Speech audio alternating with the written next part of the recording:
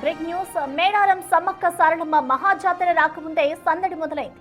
ములుగు జిల్లాలోని అడవి ప్రాంతం జనసంద్రంగా మారుతోంది. వచ్చే నెలలో జరగనున్న ప్రధాన జాతర రద్దీని దృష్టిలో ఉంచుకొని భక్తులు ఇప్పుడే ముందస్తు మొక్కులు చెల్లించుకునేందుకు భారీగా తరలిస్తున్నారు. ముఖ్యంగా ఆదివారం సెలవు దినం కావడంతో ఇటు మేడారంలో జన సందోహం కట్టలు తెంచుకుంది.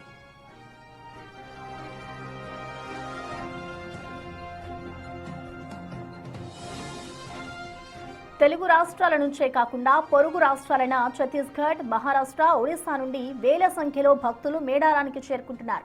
జంపన్న వాగులో పుణ్యస్నానాలు ఆచరించిన భక్తులు గద్దెల వద్దకు చేరుకొని అమ్మవార్లకు నిలువెత్తు బంగారం, పసుపు, కుంకుమలు సమర్పించి మొక్కులు తీర్చుకుంటున్నారు.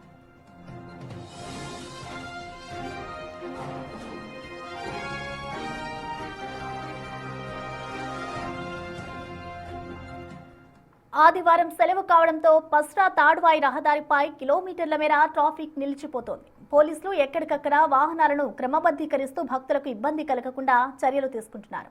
తాగునీటి సౌకర్యం, పారిశుద్ధ్య పనులను అధికారులు పర్యవేక్షిస్తున్నారు.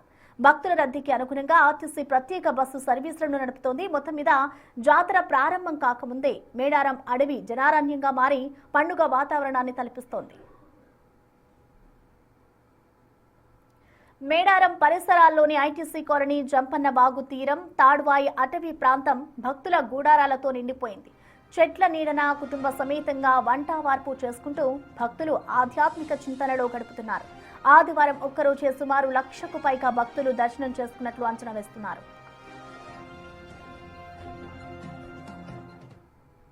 ఇక మేడారంలోని భక్తుల రాకకి సంబంధించిన మరింత సమాచారాన్ని మా ప్రతినిధి వేణు అందిస్తారు లైవ్ ద్వారా. Venu, over to you.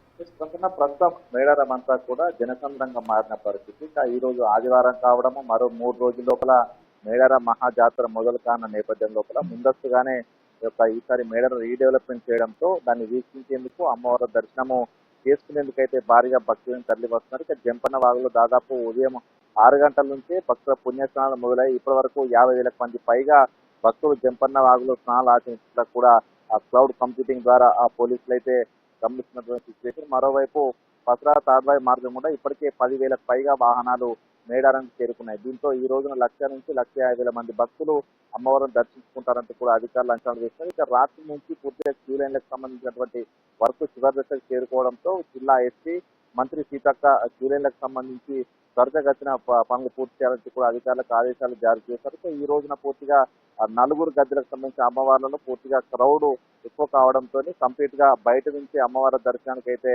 అనుమతిస్తున్న situation ఉంది. క్రౌడ్ కంట్రోల్ అయితే తప్ప పూర్తిగా గద్దెల వద్దకు భక్తులను పంపించేటువంటి వెసులుబాటు లేదు. దీంతో మొత్తంగా క్రౌడ్ కంట్రోల్ చేసేందుకు ప్రధానంగా పోలీసులు కూడా దృష్టి పెట్టినటువంటి పరిస్థితి. జాతరకు సంబంధించి పూర్తిగా 450కి పైగా హై ఎండ్ సీసీటీవీ కెమెరాలు, అదేవిధంగా డ్రోన్ కెమెరాలతో కంప్లీట్ గా పోలీసులు శాంతి భద్రతలను పర్యవేక్షిస్తూ అటు ఆ పిక్ పాకెటింగ్ల కోసం, అదేవిధంగా ఎటువంటి అవాంఛనీయాలు జరగకుండా పూర్తిగా సర్వేలెన్స్ నిర్వహిస్తున్న పరిస్థితి. ఇక రేపు ఎల్లుండి 2 రోజుల సమయం ఉన్న నేపథ్యంలో కంప్లీట్ గా ఇప్పటికే భారీ స్థాయిలో మేడారం నుంచి 8 గంటల వ్యవస్థగా చెక్ పోస్టులు ఏర్పాటు చేశారు. ప్రధానంగా వాహనాలకు, పార్కింగ్ జోన్లకు మాత్రమే అనుమతిస్తూ మేడారం గద్దెల వద్దకు అనుమతి కూడా ఈ రోజు నుంచి నిరాకరించిన పరిస్థితి. ఎందుకంటే ఈ రోజున దాదాపు భారీ జనం రావడంతో పూర్తిగా తిరుగు ప్రయాణంలో ట్రాఫిక్ జామ్ అయి భక్తులు ఇబ్బంది పడే అవకాశం ఉంటుంది. కాబట్టి ఈ రోజు నుంచి ఖచ్చితంగా మేడారం మహాజాతరకు సంబంధించిన ఆంక్షలు పోలీసులు అమల్లోకి తీసుకువచ్చిన పరిస్థితి.